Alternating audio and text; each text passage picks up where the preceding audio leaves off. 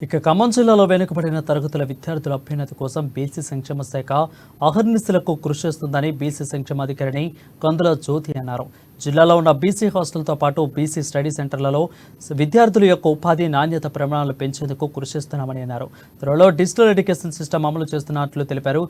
వచ్చే విద్యా సంవత్సరానికి నాటికి నాణ్యత పరిమాణాలు పెంచేందుకు అన్ని చోట్ల మెరుగైన సౌకర్యాలు ఏర్పాటు చేస్తున్నామంటున్న సంక్షేమాధికారిని జ్యోతితో మా ప్రతినిధి Upender face to face. Telangana రాష్ట్ర వెనుకబడుల తరగతుల సంక్షేమ శాఖ ఖమ్మం జిల్లాకు సంబంధించి ఇప్పటికే జిల్లాలో ఉన్నటువంటి బీసీ వెల్ఫేర్ హాస్టల్స్ మీద పూర్తిస్థాయి కాన్సన్ట్రేషన్ చేసి వాళ్ళ అభివృద్ధి కోసం నిరంతరపాయం కృషి చేస్తూ ఉన్నారు ఖమ్మం జిల్లా బీసీ సంక్షేమ శాఖ. ఈ నేపథ్యంలో ఖమ్మం జిల్లా బీసీ సంక్షేమ శాఖ అధికారినిగా ఉంటూ జిల్లాలో గత కొంతకాలంగా విద్యార్థుల విద్య కోసం తీవ్ర స్థాయిలో వాళ్ళ అభివృద్ధి కోసం కృషి చేస్తున్నటువంటి నేత మనతో పట్టున్నారు. అసలు ఖమ్మం జిల్లాలో బీసీ వెల్ఫేర్లో జరుగుతున్నటువంటి డెవలప్మెంట్స్ ఏంటి, అక్కడ ఎలా విద్య కోసం పడుతున్న తాపత్రయం ఏంటి అనే విషయాలు మనం మరిన్ని వివరాలకి మనతో పాటు ఉన్నటువంటి బీసీ వెల్ఫేర్ ఆఫీసర్ కందుల జ్యోతి గారు ఉన్నారు. మేడం గారు అడిగి వివరాలు తెలుసుకుందాం. మేడం నమస్కారం. మేడం, ఖమ్మం జిల్లాకు సంబంధించి మొత్తం బీసీ హాస్టల్ సంక్షేమం కోసం గత సంవత్సర కాలంగా మీరు అబ్జర్వేషన్ చేస్తున్నారు.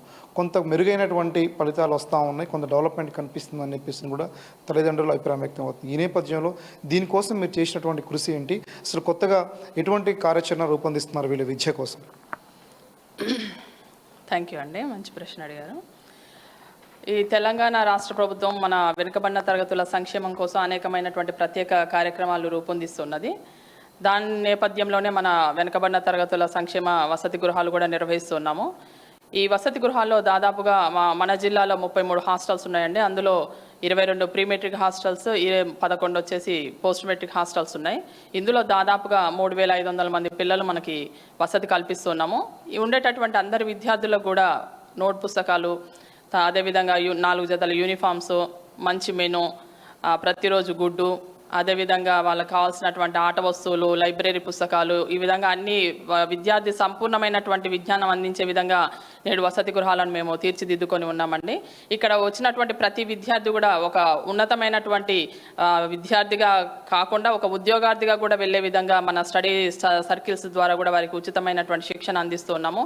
అదేవిధంగా మన హాస్టల్స్లో ఉండేటటువంటి విద్యార్థులను కూడా మన సొంత విద్యార్థులాగానే మేము భావిస్తూ వారికి ప్రత్యేకమైన ట్యూటర్స్ ద్వారా విద్యా విధానాన్ని అందిస్తున్నాము. అదేవిధంగా ఆదివారం పూట వారికి టెస్టులు పెడుతూ విద్యార్థుల గ్రేడ్ల ఆధారంగా కూడా పాఠశాల టీచర్లను కలిసి అదేవిధంగా ట్యూటర్స్తో కూడా మంచిగా విద్య అందిస్తూ విద్యార్థులు 100% ఉత్తీర్ణతతో బయటికి వెళ్ళే విధంగా మేము రూపొందిస్తున్నామండి కార్యాచరణ.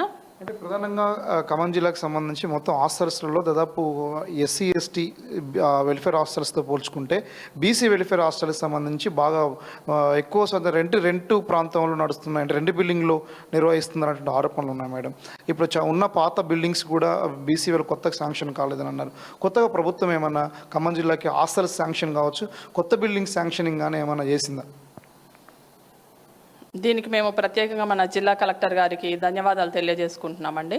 ఎందుకంటే మేము వచ్చి రావడంతోనే మన బీసీ హాస్టల్స్ యొక్క పరిస్థితి ఎట్లా ఉందని చెప్పేసి చూడడం జరిగింది. దాదాపుగా మన ఖమ్మం జిల్లాలో 30-40 సంవత్సరాల క్రితం కన్స్ట్రక్షన్ చేసినటువంటి వసతి గృహాలు చాలా వరకు శిథిలావస్థలో ఉన్నాయండి. అది మొత్తం కూడా కలెక్టర్ దృష్టికి తీసుకువెళ్ళినాము. అదేవిధంగా మన మినిస్టర్ల దృష్టికి కూడా తీసుకువెళ్తే వాళ్ళు చాలా సానుకూలంగా స్పందించి ఈడబ్ల్యూఐడిసి వాళ్ళతోటి మొత్తం కూడా ఎస్టిమేషన్స్ వేయించామండి. ప్రతిదీ కూడా అంటే ఏం రిపేర్లు ఉన్నాయి, ఫ్యాన్లు రిపేర్లు ఉన్నాయా, గోడల రిపేర్లు ఉన్నాయా, లేకపోతే మన ఫ్లోరింగ్ రిపేర్ ఉందా, ప్రతిదీ కూడా ఎస్టిమేషన్స్ వేయించడం జరిగింది. శిథిలావస్థలో ఉండి పనికి రావు అనుకున్న హాస్టల్ బిల్డింగ్స్ ఒక 7 ఉన్నాయండి మన జిల్లాలో. ఏమి అంటే పెనుబల్లి ఒకటి, సత్తుపల్లి, ఖమ్మంలో ఉన్నటువంటి బాయ్స్ హాస్టల్, వివిపాలెము, ఈ రకంగా 7 హాస్టల్స్, తిరుమలాయపాలెము, ఈ విధంగా ఉన్నటువంటి అన్ని బిల్డింగ్స్ కూడా మేము ఎస్టిమేషన్స్ వేసి 3 కోట్లకి మనం గవర్నమెంట్ కూడా ప్రపోజల్స్ పంపించామండి. కలెక్టర్ గారు తాత్కాలికంగా ఉండడానికి కూడా మాకు రిపేర్ల కోసం ఒక 4 కోట్లు మంజూరు చేయడం జరిగిందండి.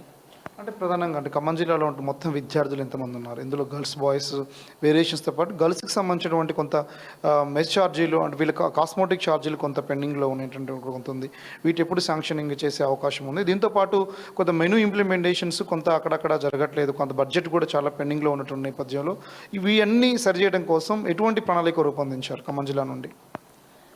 మొదట్లో మాకు ఈ డైట్ ఛార్జెస్ రిలీజ్ కాలేదండి, అది వాస్తవమే. కానీ ప్రజెంట్ అయితే మొత్తం డైట్ ఛార్జెస్ అన్నీ కూడా మాకు రిలీజ్ అయ్యాయి. కాస్మెటిక్స్ కానీ ఆడపిల్లలకి అదేవిధంగా అబ్బాయిలకి ఇవన్నీ కూడా డైట్ బడ్జెట్లు అన్నీ కూడా రిలీజ్ అయ్యాయండి. ఇవన్నీ కూడా ఏ వెయిటింగ్ గవర్నమెంట్ అప్రూవల్లో ఉన్నాయి, అవి తొందరలోనే రిలీజ్ అవుతాయండి. అది కూడా మాకు ఈ ఆహార పదార్థాలు కానీ ఇవన్నీ కూడా టెండర్స్ ద్వారా జరుగుతున్నాయి కాబట్టి వాళ్ళందరూ కూడా మేము టెండర్స్ ద్వారానే ఇవన్నీ సరఫరా చేస్తున్నాం కాబట్టి మెనూ విషయంలో ఎక్కడ డీవియేట్ అయితే మేము ఎక్కడ కూడా కాలేదండి. మొత్తానికి ఖమ్మం జిల్లాలో ఉన్నటువంటి వెనుకబడ్డ తరగతుల సంక్షేమ శాఖ డిపార్ట్మెంట్ నేతలు అందరూ కూడా ఇప్పటికీ అలర్ట్ అవుతూ ఉన్నారు. వచ్చే విద్యా సంవత్సరం నాటికి విద్యార్థుల తల్లిదండ్రులకు విద్యార్థుల భవిష్యత్తును తీర్చిదిద్దేందుకు కోసం కూడా ఇప్పటికే అన్ని రకాల అత్యాధునిక సౌకర్యాలు కూడినటువంటి వ్యవస్థతో కూడిన డిజిటల్ ఎడ్యుకేషన్, కంప్యూటర్ ఎడ్యుకేషన్ ఇతర అన్ని కూడా ఏర్పాట్లు కూడా చేస్తామంటున్నారు.